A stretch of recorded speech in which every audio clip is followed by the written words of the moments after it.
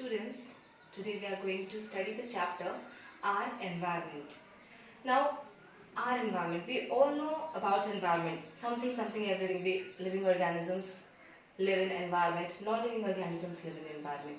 So, environment is a makeup of living as well as the non-living components. Okay. So now if we talk about environment, it comprises of living as well as the non-living components. So now the living components include the animals, the birds, the insects, the human beings. But the non-living components include the lithosphere, hydrosphere and the atmosphere. Okay, lithosphere means the solid part, that is the soil. Hydrosphere means the liquid part, we can give the example of water. Now atmosphere means the air, the surrounding of the environment is the atmosphere, the blanket of the air is the atmosphere.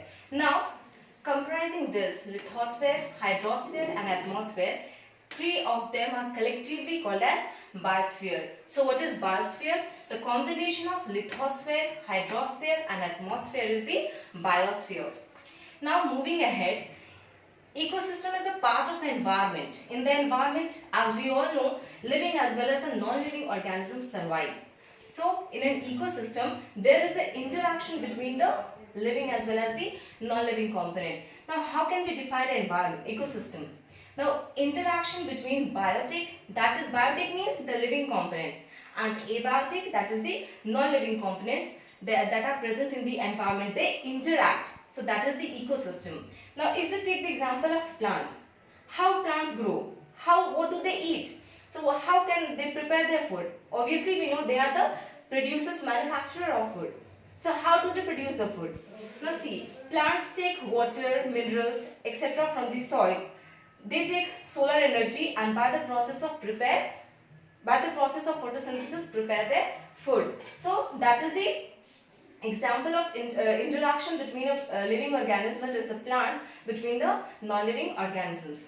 Now moving ahead, ecosystem can be classified into two types. First one is the natural ecosystem and second one is the artificial ecosystem.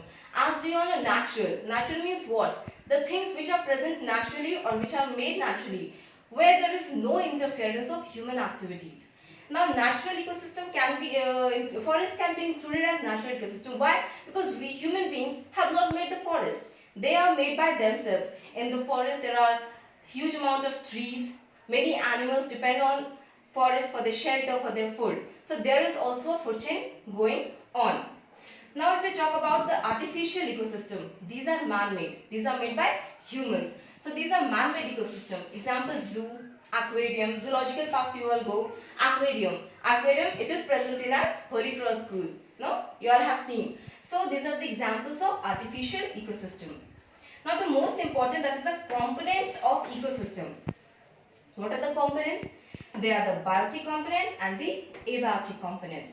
Now as I told, the biotic components are the living component which comprises of all the living creatures, living organisms are the biotic components, and abiotic components are the components which comprises of the non-living component, that is the soil, air, water, etc.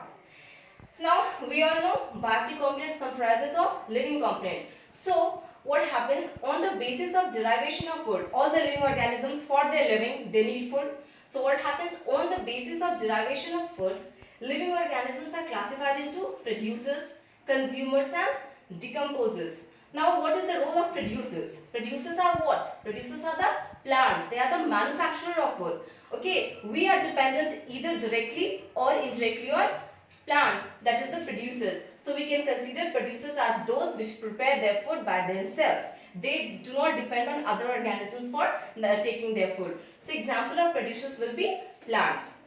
Now second is consumers. What are consumers? Which depend on producers, plants or other living organisms for their nourishment of food is consumers. Now what are decomposers? Decomposers are those organisms which depend on dead and decaying matter. Okay, they degrade the dead and decaying matter and convert it into manure. Example of decomposers might be fungi and bacteria. We also say that eagle is a decomposer or vulture is a decomposer, but there is a difference. Vulture and eagles are considered as decomposers, but they are also known as scavengers. Okay, so what are scavengers? Scavengers are those that eat the dead flesh. Okay, they do not decompose it.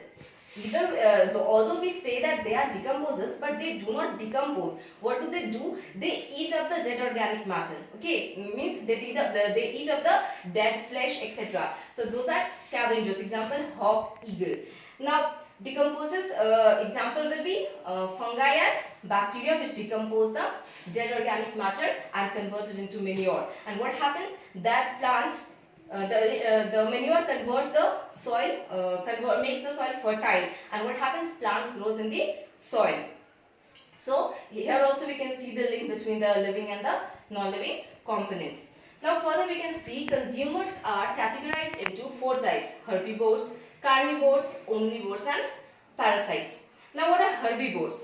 Herbivores are those organisms which depend on plants for their survival. For example, we can say cow, deer, grasshopper. What do they eat? They eat the green plants or grass. So herbivores are the organisms which depend on the producers directly. So we can say they are dependent on plants directly. Okay, herbivores. Now moving ahead, carnivores. Carnivores are those organisms which depend on herbivores or other carnivores. Okay, so we can say carnivores are those organisms which depend on herbivores or other carnivores for their nourishment of food. Example of carnivores might be frog, tiger, etc. Now moving ahead, omnivores. We all know omnipresent. Omnipresent means the one. God is present everywhere. No, we know that. So omnivorous means those organisms which eat everything. Okay, like plants as well as the flesh. So omnivores are those living organisms which eat plants as well as the animals. Example would be human beings. Now parasites. What are parasites? Parasites are those organisms which live on a host. Host means the place from where they take the nourishment. They do not provide any benefit to the host, but take their nourishment from them and live. So example of parasite would be lice on the hair. Now moving ahead, we'll talk about the level of consumers. In the level of consumers, we'll basically deal with herbivores and carnivores. Now, in the level of consumers, what happens? All the consumers are assigned a definite position. Okay, all the consumers are assigned a definite position on the basis of their eating habit, and that position is called as the trophic level. Now, for producers is the first trophic level, we can say. Then primary consumers, then secondary consumers, then tertiary consumers, quaternary consumers, decomposers. So what happens? This is a food chain. Suppose this is a food chain, and in this food chain, producers constitute the lowest level of the trophic level, and decomposers constitute the highest level of the trophic level. So these are the level of consumers. Level of consumers means assigning a position to the consumers on the basis of their eating habit. Now next is food chain. We all have studied that in an ecosystem, there is an interaction between the biotic as well as the non-biotic components. So in a food chain, what happens? It is a series of organisms that eats one another, and as such, energy flows from one organism to another. So what happens? Plant takes energy, prepare its food.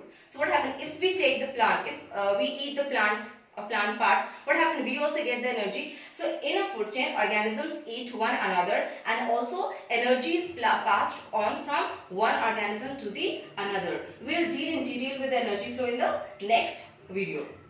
Now example of food chain might be plants. Plants are the producers. They are eaten up by the deer, and deer is eaten up by the tiger. So this is an example of food chain. Many more examples you can assign. Now, trophic level in a food chain. We all have studied that. What is trophic level? The level formed by the organism in the food chain. On the basis of what? On the basis of eating habit. So, the level formed by the organisms in the food chain on the basis of eating habit is called as the trophic level. Now, for example, this is a grassland ecosystem. Okay, so what is happening in the grassland ecosystem? Grass, which is the producer, is being eaten up by the grasshopper. Then grasshopper is being eaten up by the frog. frog is being eaten up by the snake, and snake is being eaten up by the eagle. So grass is the producer, grasshopper is the primary consumer, frog is the secondary consumer, and snake is the tertiary consumer, eagle is the quaternary. So all these are consumers. What is happening? They are assigned a definite position on the basis of the eating habit, because frog can't eat snake, no? So snake is eating frog, so snake is considered the tertiary consumers. Similarly, snake when it dies or eagle eats it, it is known as the quaternary consumer. So grass is, as a producer, is assigned the first trophic level. It is the lowest trophic level. Then second trophic level is being assigned to the grasshopper, which is the primary consumer. Third trophic level is being assigned to the frog, which is the secondary consumer. Fourth is the tertiary consumer, and fifth is the eagle, that is the quaternary consumer. So this is all about the trophic level in a food chain.